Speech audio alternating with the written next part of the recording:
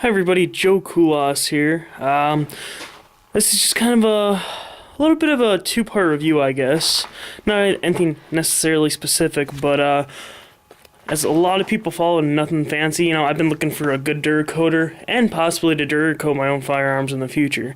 I've saw a couple people, saw their work, wasn't super excited with it, and I've just kind of been looking and I always thought his guns were pretty decent, and the fact that, well, at least from a video what you could tell, and with that I kind of decided I'll give it a try. Worst case scenario, you just get refinished standard if it didn't work out. But one thing I will say, is mission spec camo is you're definitely getting what you pay for, and it is better than the original finish. That's pretty much the best way to explain it. But they really do a lot of detail. Obviously, I kind of went for more of an OD green and then a little bit of a tan on there. But you definitely get what you pay for. Now, a couple things I will mention that if people are wondering, which I would assume they are.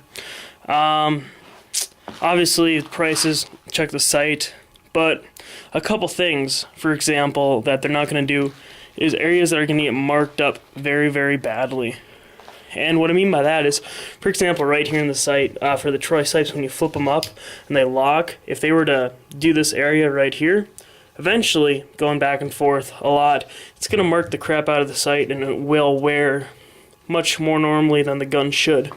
And then the sights, as you can see, they don't do those either because, okay, for example, tan probably wouldn't have been that bad, but if it was green, in a darker environment, if it's just, say, for example, it's night out, it's going to make it much harder to see.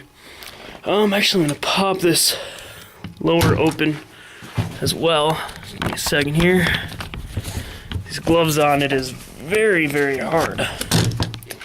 But with the pins as well, as you can see, obviously they did the outside, and then I'll try to get a view of this, but then they did it on the outside as well.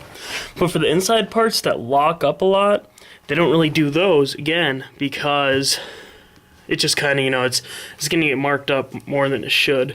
So, trigger assembly, they do those too. I don't really see the point in doing that, but they do the inside of the mag well, and in general, you're getting what you pay for. It's a very good quality, and just as he has mentioned many times himself, it's just it's that extra cool. And obviously this is probably the only rifle I'm gonna get very digital camo or anything more than like maybe 2 colors. But this is my shit. It's the fan rifle, and with my gear that I have, it should camouflage in fairly decently. So I think that's really all I have to say about it.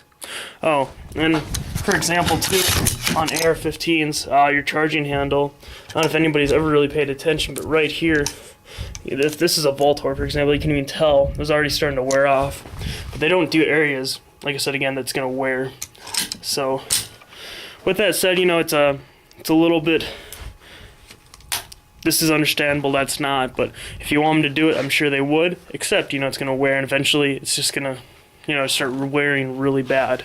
So, and again, with that, things like sights, the quick detach handle, obviously there's going to be a lot of wear on there if you actually use it from time to time, which I do too, so I didn't have them do that either. And then obviously they don't do the back of the EOTech here because of the hitting of the screen being likely and all that. So, but I guess that's really all I have to say. And I'm going to do a little interesting thing here.